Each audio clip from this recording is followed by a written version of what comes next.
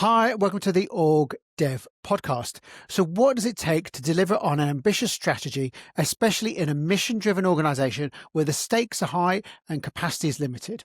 How do you align people, processes, and systems to deliver on the organization's ambitions? We're absolutely delighted to be joined by Maria Fares today, who's currently the Director of Organisational Development and Employee Experience at Cancer Research UK, where she leads work on organisation development, leadership, and talent, EDI, employee experience, and building change capability across the charity. Maria's focus is on enabling the organisation to align its people, process, and systems, deliver on ambitious strategies, and ultimately accelerate the progress in beating cancer. Maria's had a fascinating career with over 20 years' experience in organisational development, HR, and change leadership, and she's worked across multiple sectors from local government to global banks and international non-profits.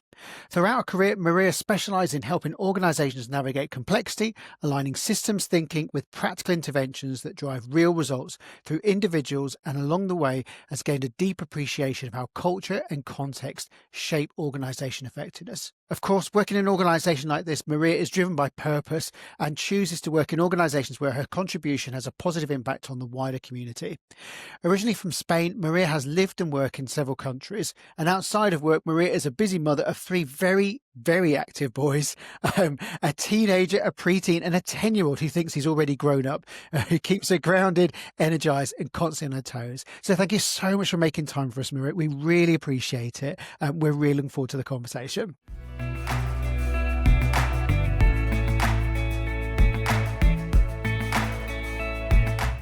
Maria, it's lovely to have you with us. So just to kick us off, just tell us a bit more about the work you do. What does organisation development look like for you in the role that you're in currently?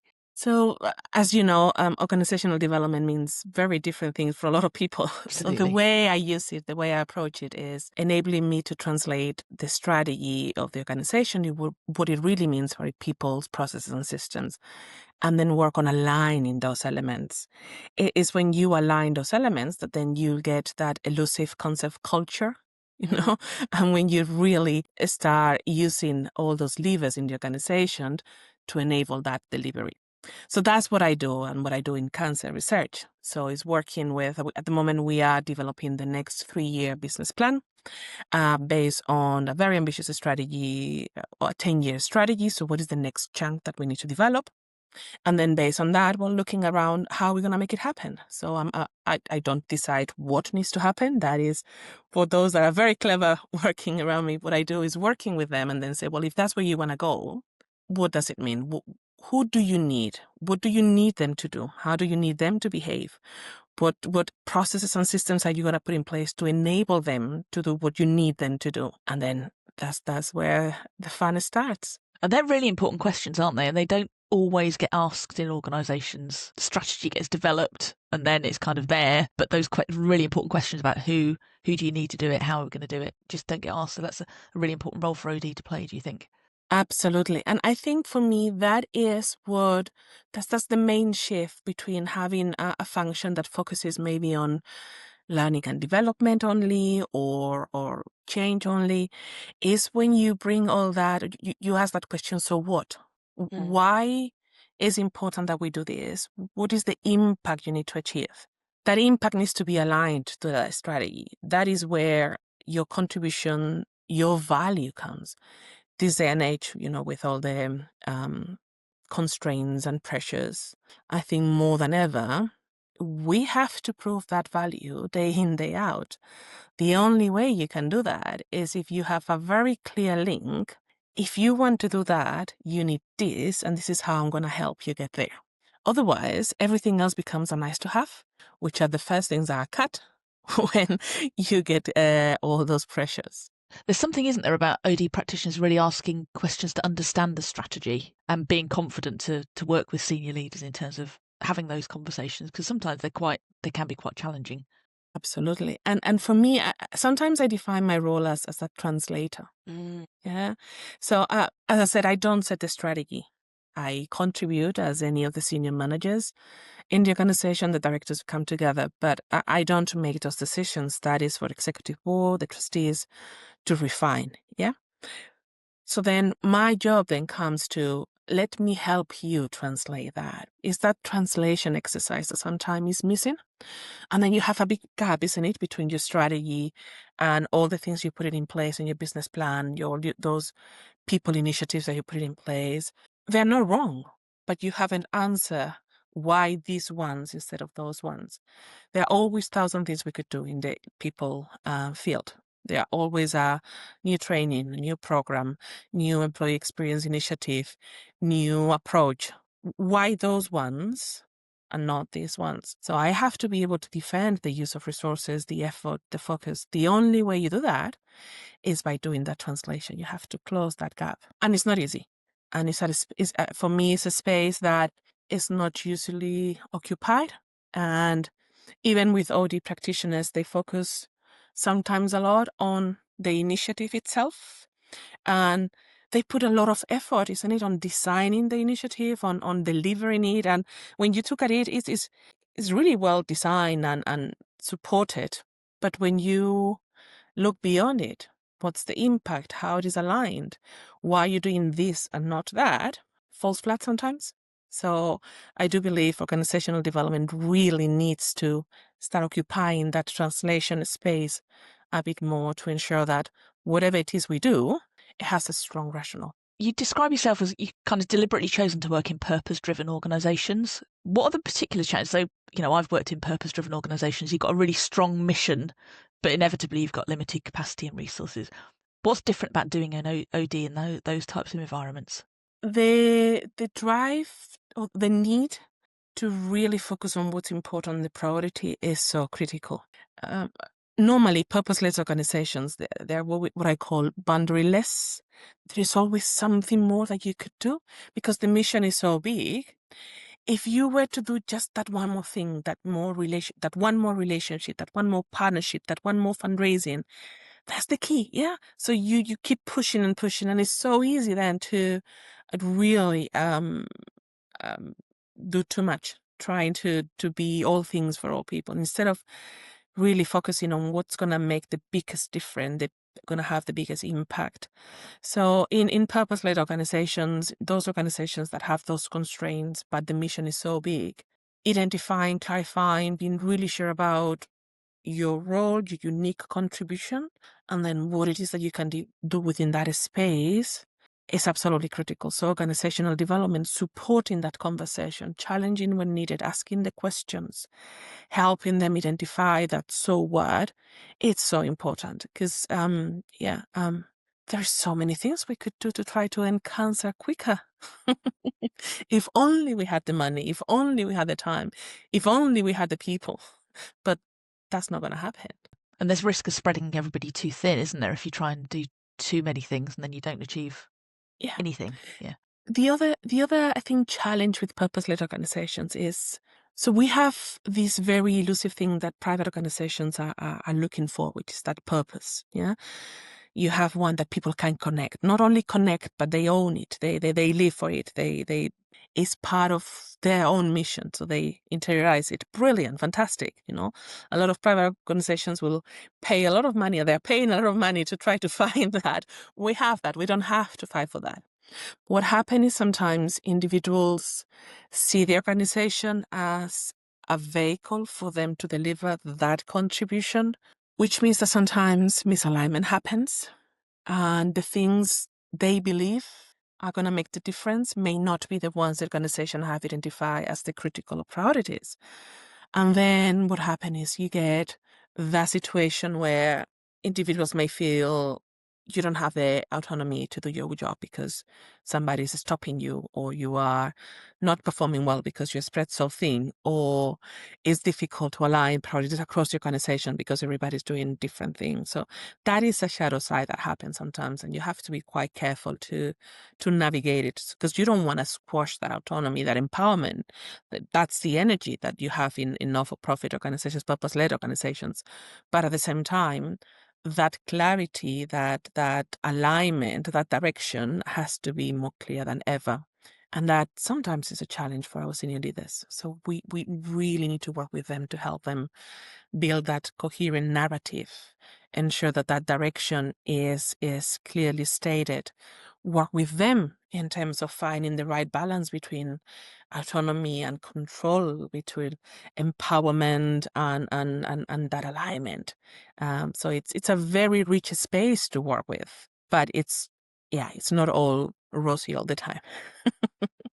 So Maria, I've got so many questions. I guess for viewers, we're in 86 countries. In the UK, Cancer UK is a very iconic organisation. It's touched and positively impacted a lot of people. Just for the people watching, could you just give us a little idea of the scale and scope? This is not a small group of volunteers shaking tins on a Saturday morning, is it? No, not at all. So cancer research, the mission is to support everybody to live free from the fear of cancer. Yeah, to live better lives. Yeah, free from the fear of cancer. What that means is it focuses on funding vital research from all the way from prevention, detection, treatment, and cure. And it's a really ambitious organization. I think committed to in the next 2 to 3 years to reach up to £1.5 billion on funding research. So it is really large scale. And there's been a report published recently about the state of cancer care in the UK and impact. Half of the medications that are used to treat cancer in the UK, so funded by the NHS, have been touched by cancer research. So it is quite an impressive organization. Now, in order to fund that research, yes, we do have fundraising activities, and those are through mass events, through retail, our charity shops, very important for us, superstores, etc., online presence, but also a growing philanthropic approach to channel some of that wealth that is at the moment in the world, focusing on that research or supporting the researchers of the future, or focusing on venture capital to commercialize some of the drugs, or brokering children's and young people's cancer care, which is not very commercially viable. So there's not much research done in it. So cancer research has a unique place to really convene people and broker that improvement. So it does a huge range of activities to ensure that we have the right funding for our researchers. And thank you for that, because I think it's really useful for people watching, because it just shows when you're trying to operationalize the strategy, it's true complexity, isn't it? And I guess some of the things I was thinking about when you sort of said your role in terms of taking the strategy and helping people translate it, it's the intersection of so many things, isn't it? You've got strategic ambition, new initiatives, but you've also got a huge business as usual operation going on as well, and strategy goes in on the top. So how do you work with the organization? Like, how do you convene or work with people to help them make sense of it and work their way through it? That is a challenge. That is a challenge in any organization, where you have to find that right balance between your run and then your change. Yeah. So your business as usual, you keeping your lights on, keeping the business ticking, but then you have all these very ambitious transformation initiatives that are going to make a difference. But as an organization, we don't have that many resources, isn't it, to support BAU while putting them to do the change. And it is a challenge, and it's one that we're facing head on. My role there in cancer research is twofold. One is really helping with that, moving from the operational here now people planning towards the more middle to longer term, to help the organization understand that when we talk about individual development, leadership, management, culture, behavior change, all those things take time. So anything you start doing now is going to have an impact maybe in 18 months. So if you're doing anything now because you have a need now, then you are 18 months late. So you need to start identifying and putting things in place, so in 18 months, when you really need it, is ready.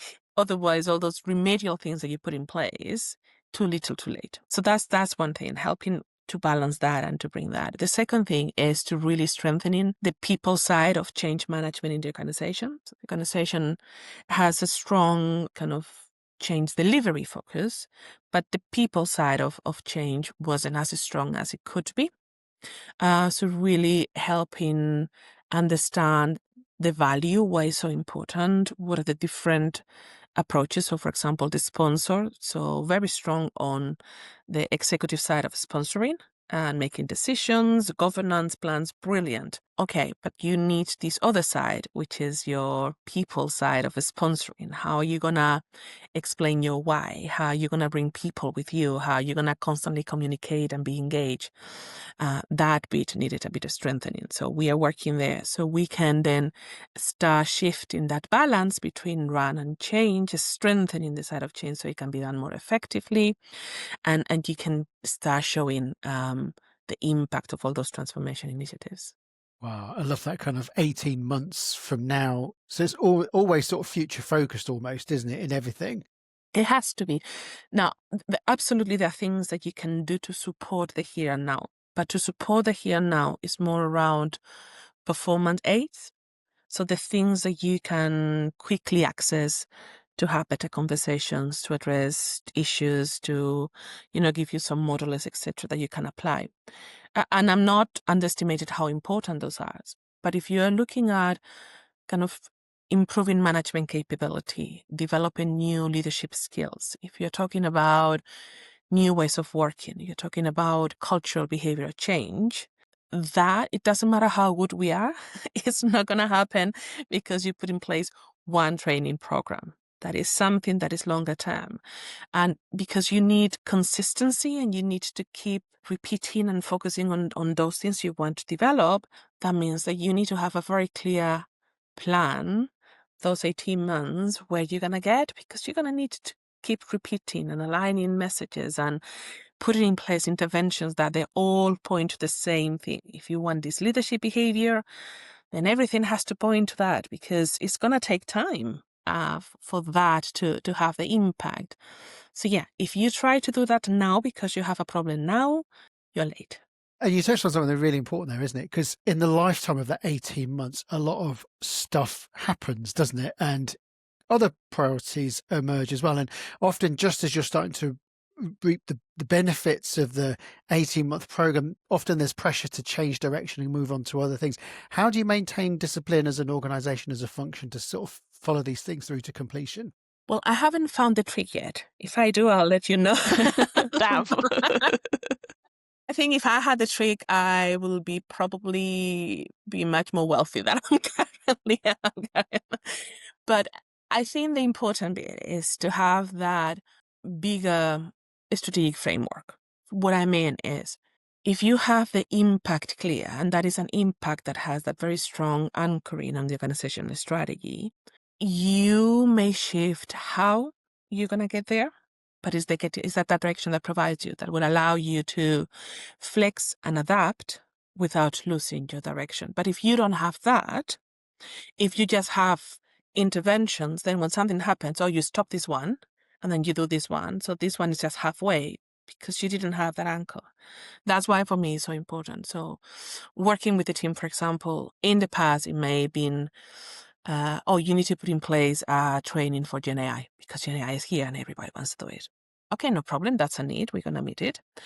But that Gen AI training is part of digital capability. So yes, we're going to deliver, but we're then going to be able to explain how does this fit with the whole direction of traveling around digital transformation and how it's going to help you and how then it links with this next priority, which is around cybersecurity. And then it's going to help us link to the next priority, which is we are implementing Salesforce. So how are we going to help that? And then it links with the next priority, which is we now have Windows 11. All those things are coming. But if you have that clarity, that framework, then you can build a narrative, you can align programs, you can identify opportunities to reinforce the message, be consistent, coherent. Now, that doesn't mean that you're not going to attend what's coming. Absolutely. But you can put it in a much better perspective and help people understand how things connect and not just random activities. Oh my gosh. If you're watching this at home, rewind that bit again, because that is the ticket, isn't it? It's on a number of different reasons. And I guess because people can commit to an intervention, but if it doesn't get followed through and it just gets doesn't get ended. It just another one comes along. You soon get like fads come along, don't you? And less engagement. So people can relate it to the bigger picture. I guess the thing I was just wondering, though, as you were sort of saying, is you're kind of filling in a missing piece in a lot of strategies, isn't it? Where strategies kind of look at the what and possibly even the why, but they don't necessarily link and they don't articulate the capabilities that are required to deliver on that. So is that a missing piece of the strategy that you come in to help organizations articulate? Absolutely, absolutely. And is one of the biggest shifts that I normally have to work with organizations around. So when you're talking about capability, what I'm talking is about developing three things. So one is the practice. Yeah. And for that, I need to work with the capability owners. I don't have the content, the technical expertise. They do. So I approach them and I ask, in order for you to deliver your strategic agenda, who needs to know what in the organization? What do you need them to do with that what? So I help them define, shape the capability. Let's put, for example, data. Yeah. So I go and work with those that are trying to make the shift in data and improve that and say, okay, so what out of data is a huge field, isn't it? So out of data, for your agenda to be delivered, what skills, what knowledge do you need people to have so you can deliver what you have to deliver? So we put that in a framework. Okay. That's the practice. Then you have to be able to develop the skills you need for that practice. Yeah. And those skills, then that's your training. Yeah, but that training is linked to your framework, to that shape of the capability. It's not just random programs. There's a structure. And you probably going to have different levels for different audiences in the organization, but you can explain how they link, how they work together to deliver the impact. And then you have the third element, which is, okay, for that practice and those skills to work in the way you need to work, what are the conditions that need to be in the organization for that capability to work in the way you need it to work? And here we talk about your governance, your resource allocation, your leadership, all the things that people bucket in that culture, elusive concept. Those are the conditions. So working with them to try to identify what do we need to shift, what do we need to shape for your capability to work in the way you need it to deliver your strategic agenda. And therefore, then suddenly you move from having a conversation around, I need an introduction to data training, to this is what I need the organization to be able to do with data, working in this way. These are the type of skills they're going to need to develop. And this is how we need to govern. And this is the leadership we need to make it happen. So you have shift the conversation to that place where you need it to be for that longer term instead of the here and now. This is quickly becoming a textbook episode. So if you, again, rewind it. So good. If anybody's watching this and you do a combined role of learning and organisation development, which we're seeing more of, this is kind of like a blended approach, isn't it? Which is it's conditions, capability, but all in context as well. Absolutely, absolutely. As I said, it's not easy. Also, that concept of capability ownership, I found it quite interesting in organizations.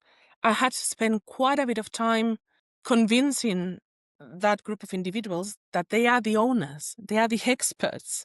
Therefore, they should want to shape their capability. They should be able to say, this is the type of data capability this organization needs, and this is why it needs it, and this is how it needs to happen. And that kind of moves that responsibility around that learning and development from being owned by a central team to actually be shared across the organizations. The central team has a role. We know about adult learning. I know very little about data. You know about data, may not know much about adult learning. Well, let's work together, let's partner so we can bring the best approach. Hi, we're just pausing this interview for a moment. Have you ever finished an episode of the OrgDev podcast and wish you had a cheat sheet that summarises all of the key points? Us too, so we made one. It's called From Pod to Practice, and each week in our newsletter we'll share a 2-page summary of the latest OrgDev episode, and it includes key takeaways, a reflection prompt, and one small action you can try. And it's all in a digital format with space at the end to add your own notes and reflections, and it's designed to help you take the learning from the podcast into your day-to-day work. So to get your copy, just sign up to our Next Step to Better newsletter. The link's in the show notes, or you can visit our website at www.distinction.live to get the latest from pod to practice in your inbox. And let us know what you think. We'd love to get your feedback.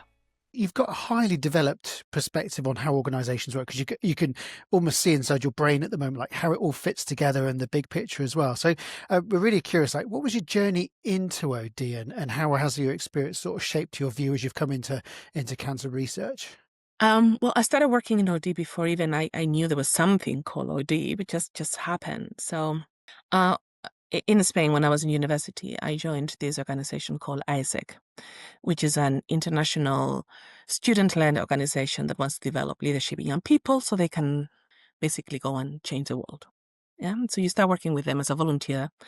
And then if you're interested, you want to continue developing, then you can get on leadership positions with the organization at a national, international level, because it's present in more than 100 countries. So it's an international organization. But the characteristic of this organization is that for those leadership positions, you have to be elected. So you need to present your proposal, your application, and then the members need to elect you, which means that you have to be able to have a vision, articulate it, sell it to others, convince them that that's the vision, and then you have to make it happen. And you have 1 year, because your term is only 1 year. After the 1 year, you can rerun for a second time, but that's it. That's the limit. So imagine an organization full of young people, very idealistic, that want to change the world, where leadership changes, like 100% turnover leadership every single year. So new energy, new ideas, new drive, where you are not really risking much because you're still a student. So you don't have a mortgage. You don't have, it's not your job. You're not dealing with an organization, millions, that you can lose. So it's a relatively risk-free environment for you to go and just try. And so the best experiential leadership development opportunity you could ever have. So that's where I started my training. That's where I started working. And I had the opportunity to work across different countries. And there I started to work with, my last role with them was to work as a coach for the leadership teams in the different countries, where they had maybe some challenges, like internal challenge, not having enough leadership pipeline going through, or not enough membership, or things. So work with them to put in place the strategies to support it. So that is where I started working, as I said, in that organizational development space without knowing that that's how it was called. But for me, it was that sweet spot of individual potential and organizational impact, and how could you bring those things together? And because when you bring it together, it's where you have individuals that can thrive, but also organizations that can succeed, because you need both. And so started working there. Then I spent 1 year in Uganda doing an internship with PricewaterhouseCoopers in the area of HR, contracts and things like that. Enough for me to know I didn't like that. So being there, done that, that's okay. I then moved to the Netherlands and I worked there for International Bank for 3 years. Learned a lot, did a lot of work around harmonizing and standardizing processes and policies. So learned a lot about that kind of systemic approach to those policies and processes, whilst maintaining the cultural differences because of the countries and how things land differently. And then after 3 years, left bank because identified that actually I needed something more than just a paycheck to wake me up in the morning. So moved to the UK, started working for local government here, and start bringing that approach around moving from just learning and development to organizational development. So how can you use all the different levers to really move organizations? So how do you need to design your performance management, your leadership and management, your talent? So all of that is aligned and contributes to the same direction, and they're not just going all the different ways. I then worked for an international NGO for 6 years, then went back to local government, and I'm now in cancer research. So that was my introduction to OD. I just happened to find the space where I could, as I said, work with individuals and organizations at the same time, which I think is the best space ever to work. What a lovely varied experience you've had. And how do you think your thinking around OD's evolved over your career? What did you used to believe, or kind of what were your perspectives that have shifted? I think when I started, I had a more kind of naive expectation that you will find the answer. There will be one right way of doing things. You only had to know the right model, the right framework, the right tool resource applied, and then magically things would happen. I have learned that is quite the opposite. So that shifted then for me to try to learn as many tools, models, frameworks as possible to really build my toolbox. So then you can contextualize and apply, bring a bit of this, a bit of that, and then depending on the organization. So I think that's one big learning. Second learning is you really need to meet the organization where the organization is. I have a challenge with that sometimes. My ambition, sometimes it's a little bit higher to where the organization is, so it takes me a while to work with the stakeholders and kind of bring them in. I remember early in my career, I had a really wonderful manager, and she was telling me that one of my challenges was that I went from A to Z like quickly, and I had it very clear. But I wasn't bringing people with me, and some people needed that kind of sequence and the steps and understand if we do this, then that will happen and happen. It's almost like learning a new language. Is one that I'm still learning. But yeah, that shifted. And then I think the last one is around perseverance, like in this field. It's not that if you're not convinced on the work you're doing and the value, it's quite easy to feel discouraged. Sometimes that longer term perspective really is pushed aside because in the here and now you have so many fires from our colleagues in HR, but also across the organization. So you really have to be very perseverant. But what's the word? You have to persevere a lot to keep with that direction, that keep aligning and building while you're dealing with the fires here and now. You get quite a few setbacks because also in this field, I'm not sure if you found it, but I found quite often that a lot of senior leaders believe they are experts in leadership development and management development and cultural change. And you are there just to be a safe pair of hands, instead of really listening to the professional perspective. So you have to persevere. You have to find different ways. You have to really be on top of those influencing skills, and it's not that easy. So I think those will be the three main lessons. And have you got any tools or kind of I was going to ask that question. I was dying to tips, because people listening, listening will go, yeah, absolutely. I find that really a real challenge, kind of getting senior leadership to listen. And what tricks and tips have you got that people could try? I think one is it's really putting on the perspective of their agenda. So the same way as the capability, it's not used for me to say, I have to improve data skills across the organization. It's about, well, you said that in order for you to deliver the piece of transformation, you have identified that there are data gaps. Brilliant, let me help you. So it's your agenda, it's not mine. And working with that, I found that really helps. The second is that alignment. When you have so many choices to do things, why would you choose that particular one, or why will you shape that initiative in that particular way? Well, it's because it aligns, it helps with that direction. That's why important.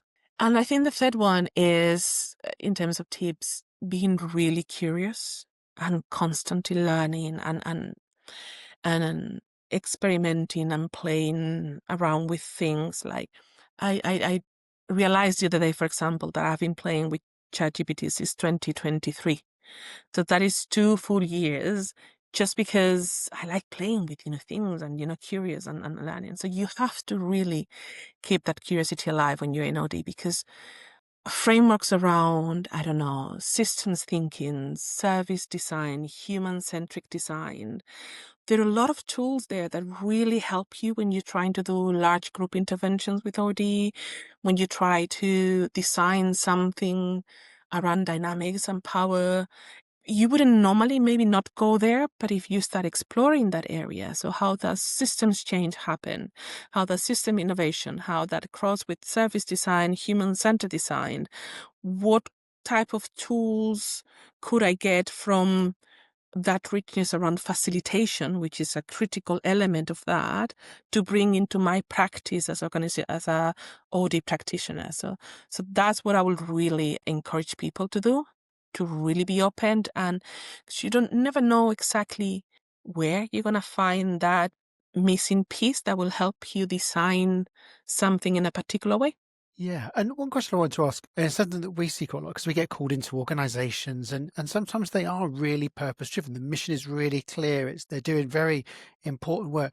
But teams do lose their way a little bit. They get kind of caught within themselves and maybe sometimes so you can't necessarily even if you have the strongest of purposes, you can't assume that they'll be connected to it as well. How do you make sure that people are connected to the purpose and the mission as well? Because again, that's something that organizations on the whole could do a lot better, isn't it? I think I find that normally what happens is teams are connected with their own interpretation of that purpose and mission because the organization may have not put enough emphasis on really clarifying that mission or how they believe the organization is best placed to achieve that mission, which means that then teams do that interpretation themselves. So it's not so much that they're going on the way, is the organization has enabled them to translate that into their own language. And then there they go. And then the organization complains.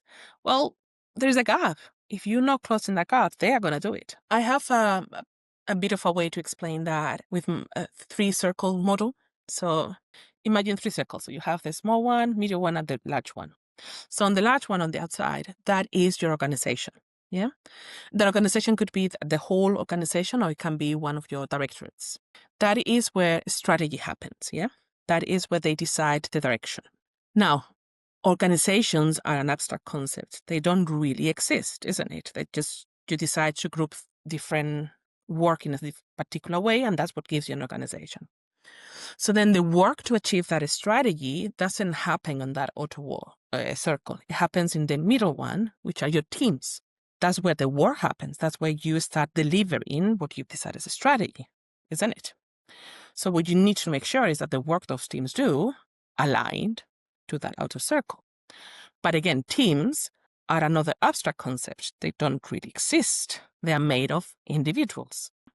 So therefore, in order to ensure that your teams work the way you need them to work to achieve their strategy, you have to ensure that the individuals in that team understand the direction, understand the behaviors they're expected to demonstrate, how they are supposed to do the work. So then the teams perform in the expected way with the ways of working that the organization has defined to deliver the strategy.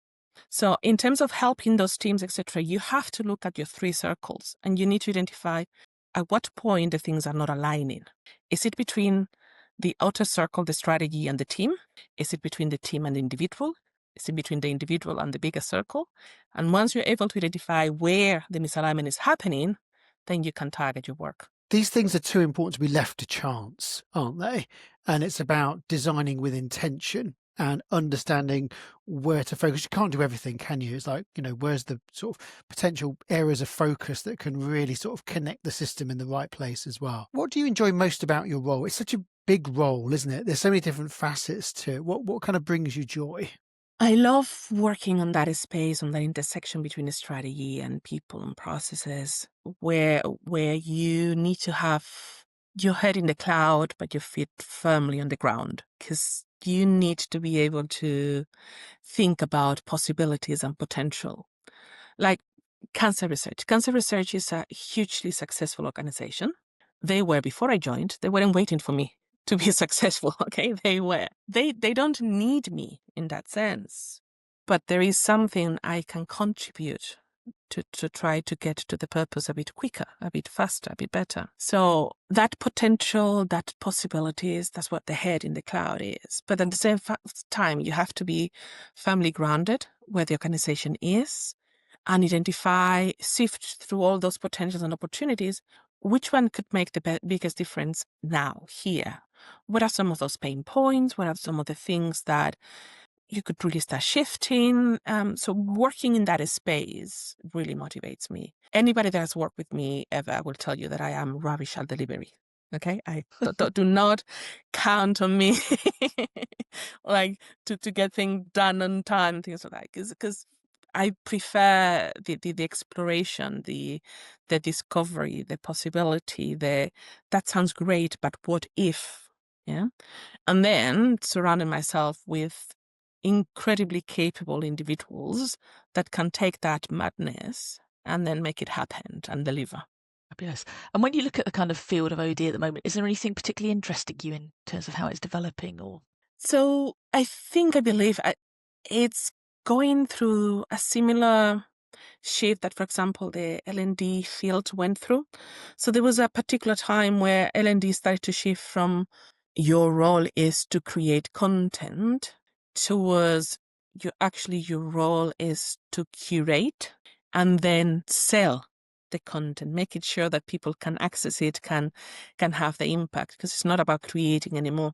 I think with OD, we're starting to get there. There's been quite a bit of development in terms of the theory, what OD is, what is not.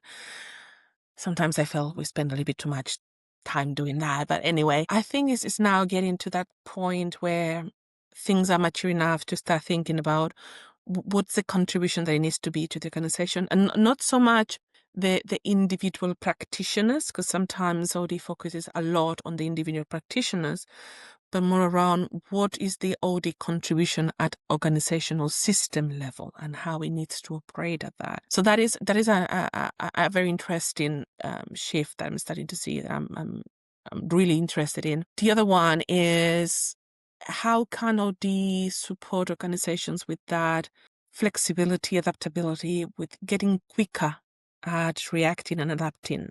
We are saying with Gen AI, you can't do anything these days without talking about Gen AI. Here I am talking about Gen AI because it's everywhere. So for me, it's not so much about the technical side of the training around how to use Copilot or ChatGPT. Is what are the critical conditions that need to exist in organization for that Gen AI to be fully embedded. I was reading a very interesting article the other day saying that the two main barriers that are stopping organizations for fully embracing Gen AI were failure to innovate and failure to scale.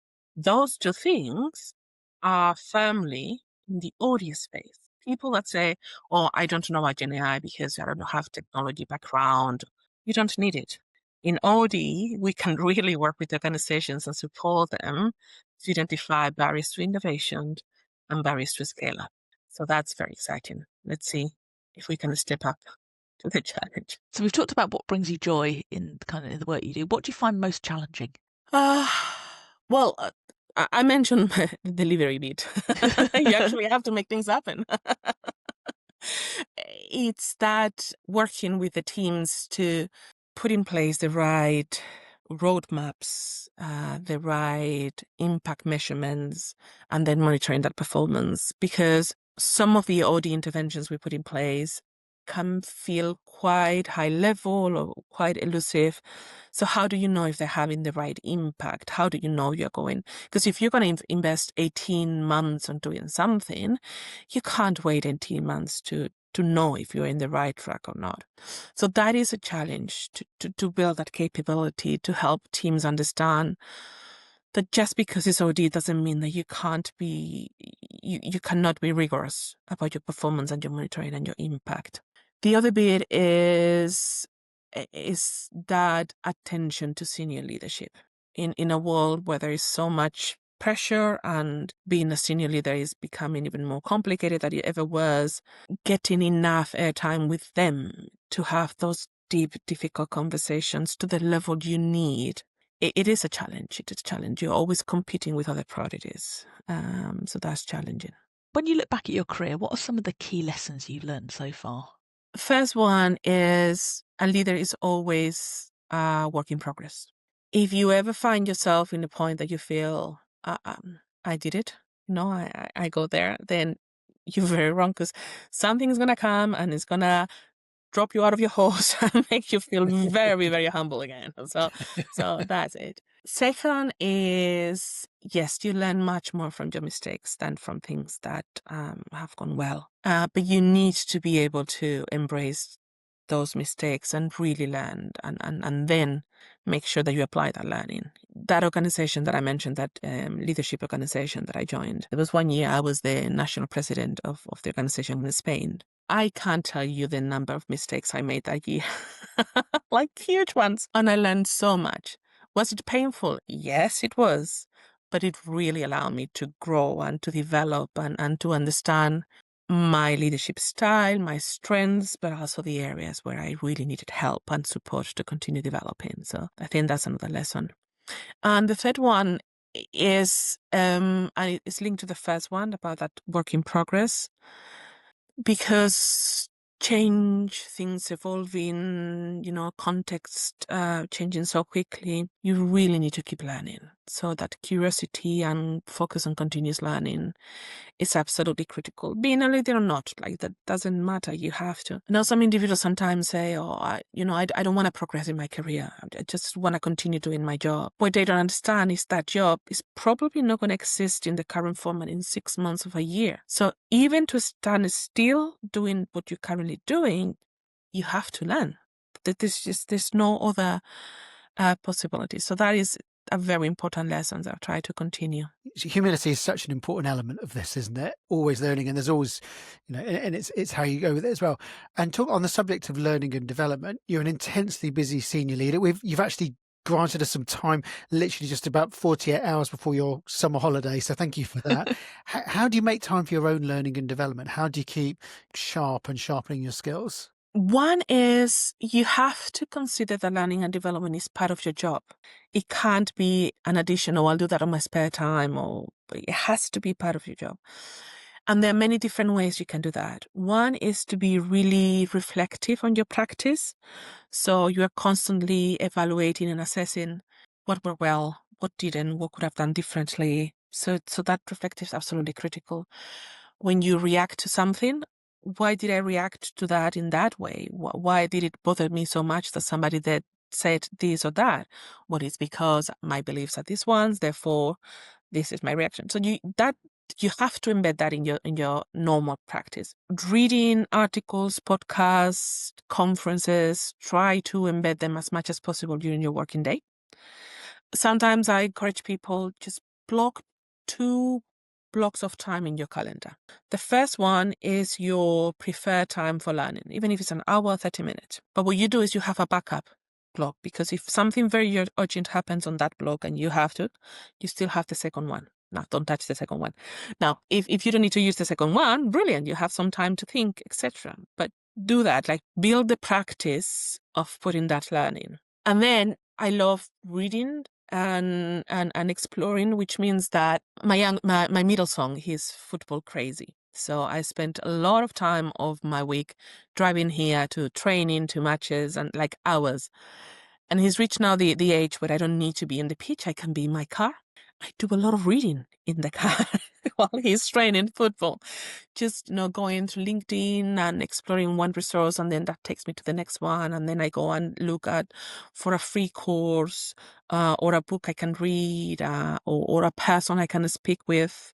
So it is a muscle, and you constantly, I think that's the only muscle I exercise this day, but it's a muscle that I continue working on. Of those kind of resources, are there any particular books or podcasts that have really stuck with you that you would recommend to other people? So I'll say in terms of book, you've got the kind of the Organizational Development Practitioner Guide from Linda Holbeck and Mian. Absolutely essential. I think like it's such a strong foundation. And what I really like about that book is both Linda and Mian brought very different perspectives. So Linda, the focus on the organization, and Mian, the focus on the practitioner. So you have those two sides to work with. I found it fascinating. Thinking in Systems by Donella Meadows.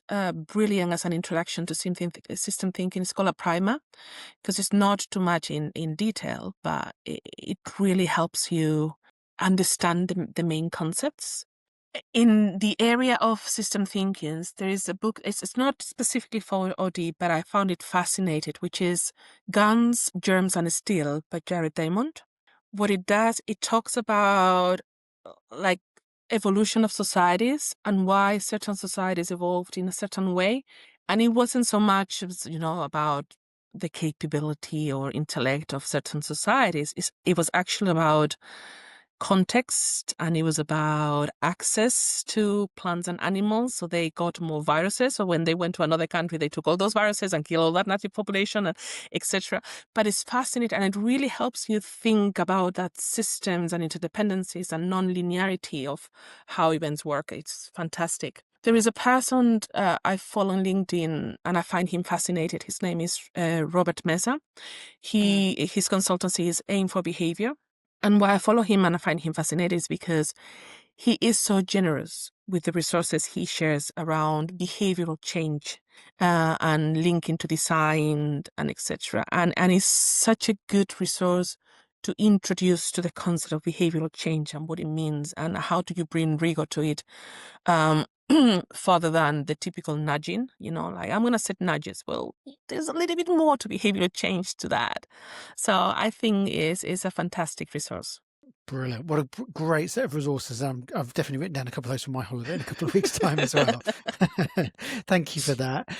I have one more. And I think this one really, and it's linked with the whole about continuous learning and curiosity. And that was 100 Years by Linda Gratton, 100 Years Life by Linda Gratton.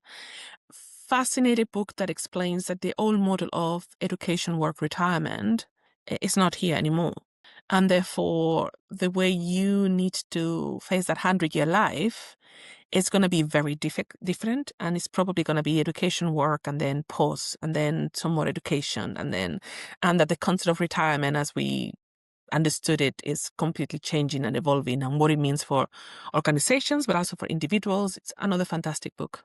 And she's very much on our target list of potential guests. If Linda, if you're watching and you want to sell some more books, come on, come on the podcast. Brilliant. And one of the original missions of the podcast is to inspire the next generation of organization development or design practitioners coming through. And I think one of the things that we've learned is that people come from all sorts of different fields, and that's what adds to the richness of the profession as well. But what advice would you give to someone who's just considering the beginning a career in organization development or just taking their first steps? Organizational development. In order to be a good organizational development practitioner, you need to understand all those organizational levers, how they work, and how can you shape them, how can you design them. And when I'm talking about levers, I'm talking about from your management and leadership frameworks to your capabilities, learning development, to your change behaviors. All that will then make that culture, less of culture, but also a little bit around your processes and systems. And when I talk of systems, it's not technologies, your management systems, your control systems, your decision-making systems. Yeah, those bits that support your organization. You need to be able to understand all of them and to identify which ones you're going to need to pull at any given time for that development. You can't be a successful organizational development practitioner by narrowing your field of practice. That is not going to help you. It may feel a little bit daunting. I always say, how do you eat an elephant? Bite by bite. That's what you do. You keep your balance between, developing your craft and your art as a practitioner, because it's a craft and art. And at the same time, you keep building your toolbox. So you do a little bit around learning and development, around management and leadership, about culture change, behavior change, and you keep adding to your toolbox. You don't have to do it all at once, but you definitely need to build your toolbox as much as possible. Maria, we want to say huge thank you. It's been a really brilliant interview. It's just brilliant when we bring people on the podcast that are making meaningful and significant change in their organizations, and you've shared so many brilliant insights. Danny, what are you taking away from today's conversation? So I think this is going to be an episode that people are really going to enjoy and take a lot away from, because it's been really practical and grounded in kind of organizational reality. So I really enjoyed the way you spoke about the OD role as that translator of strategy. That's really important. It's going to stick with me. If you're doing something for an immediate need, then you're 18 months too late. So that idea of just planning ahead. I really like the 3 kind of level framework you talked about with capability building, the practices, the skills, and the conditions, and the backup time block for learning and development. Having 2 blocks in your diary if the first one gets used up. I think that would be really valuable for lots of people to apply. when they're trying Yeah. to create time for important stuff.